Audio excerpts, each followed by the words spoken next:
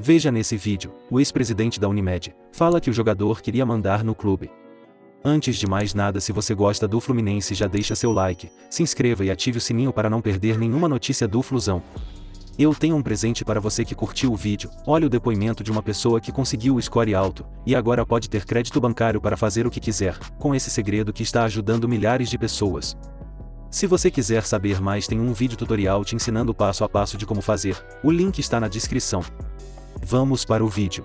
Dentro desses jogadores, você trouxe o Fred, né? Pra você, o Fred é o maior ídolo da história do Fluminense? O doutor Celso viu mais gente. Hã? Você ouviu mais gente, né? Você contratou o maior ídolo da história do Fluminense? Isso dá uma satisfação, né? Evidentemente, o Fred é um tremendo do artilheiro, né? Eu tive algumas decepções com o Fred pessoa, sabe? E realmente acho até que nem vale muito a pena falar, né? E, por exemplo, esse episódio último agora do Fred, mas não é por isso, essas coisas são anteriores.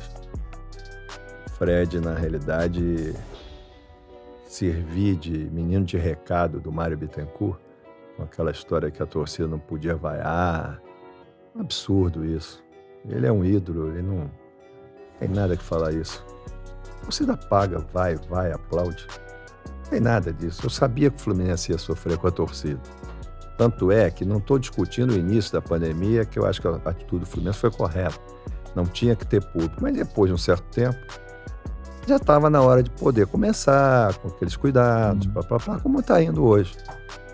E o Mário tinha muito medo do público, porque, como eu já disse, ele é um sujeito covarde, né? Não só pelo que fez comigo, mas como pessoa. E ele, na realidade, temia isso. Você vê, no primeiro jogo com o público, ele foi vaiado, xingaram. Aí no segundo ele já ficou lá numa cabine lá em cima. Entendeu? Porque é isso mesmo, infelizmente futebol é isso. É aquela história, você tem aplauso, você tem vaia. Porque não pode ter agressão física, essas coisas. Isso eu acho um absurdo, não tem nada a ver isso. Mas o resto da torcida se manifestar, não tem jeito, né? Então, eu acho que isso é dessa forma. Mas você tinha falado antes, você tinha dito... Se o Fred é o maior ídolo da história do Fluminense. Eu acho que o Fred foi por exemplo, o Fred ficou no Fluminense um tempo grande, né? E ele se tornou efetivamente um ídolo. Se você olhar, você vê, o Fred em 2009, pela contusão, ele não participou muito, eu acho, né? Me lembro. 2010, se a gente não traz o Washington e o Emerson, nós estamos ferrados, porque o Fred se machucou. E em 2012, não. Em 2012 ele teve uma temporada muito boa e foi fundamental, foi artilheiro, inclusive. Mas ele teve. Mas independente disso, ele é um belo de um artilheiro. Então, algumas coisas. Por exemplo, Fred foi o único jogador que moveu uma ação ao término do contrato contra a Unimed. Quer dizer, nós trouxemos o Fred, repatriamos o Fred. Ele sabia que a gente ia sair. Como é que eu ia pagar a imagem de um jogador que eu não ia ter a imagem? Né? E ele foi o único.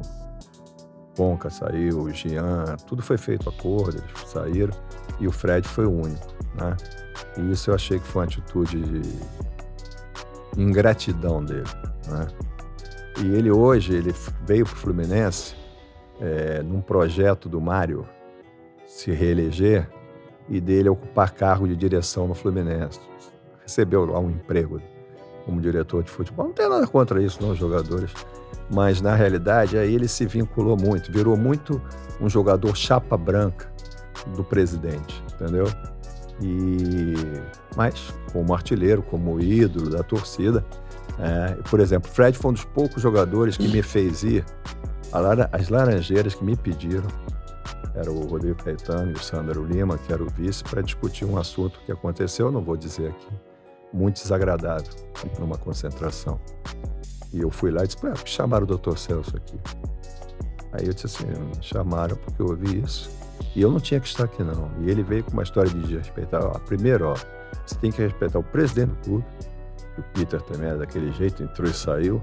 O presidente do clube tem que respeitar o diretor de futebol, o técnico. Eu sou patrocinador, estou aqui, mas não é assim, não. Né? A gente sempre honrou os compromissos com ele. E são coisas que desgastam, né? Mas tudo bem, ele realmente... No momento ali, pelo que eu entendi da sua explicação, ele Entrava em áreas que não eram da alçada dele como jogador. O Fred tem um episódio. Quando eu vejo agora essas coisas de diretor, eu poucas vezes falei nisso. Quando a gente fez o tal do churrasco da 2009, sentei numa mesa, o Branco sabe disso que estava comigo. Sentei numa mesa, sentou numa mesa Fred, Branco e eu. E naquelas conversas e tal, o presidente era o Orcade, que estava saindo e entrou o Peter. Uhum. E o Fred disse a seguinte frase, essa eu não esqueci, eu esqueço muita coisa, mas essa eu não esqueci. Ele disse o seguinte: doutor, quem tem que mandar no Fluminense é o senhor, o Branco e eu. Ora, falei, eu, no caso ele é um colaborador do clube, ele é um empregado do clube. Como é que ele quer mandar? O Branco era executivo, tudo bem, cumpria a função dele. Eu era patrocinador, eu tinha um vínculo muito próximo, mas não era...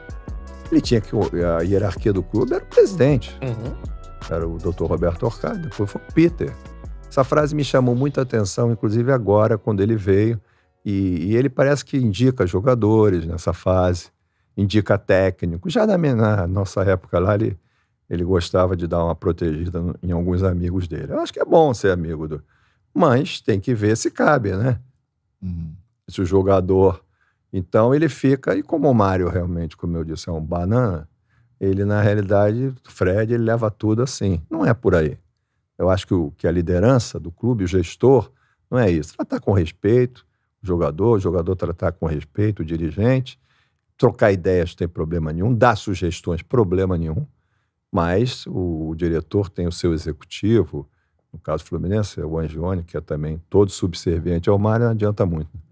Mas ouvir, ponderar e não ser teleguiado dessa forma pelo jogador. Gente, passando aqui para mostrar para vocês que eu segui todo o passo a passo do guia Score. Olha aqui para vocês verem tanto que meu score aumentou. Eu tava com 350, agora eu tô com 753 pontos. E do meu esposo também aumentou. Ele tava com 400 pontos. Olha aqui, o dele tá chegando quase nos 1000 pontos. Funciona mesmo. E funciona de verdade, viu?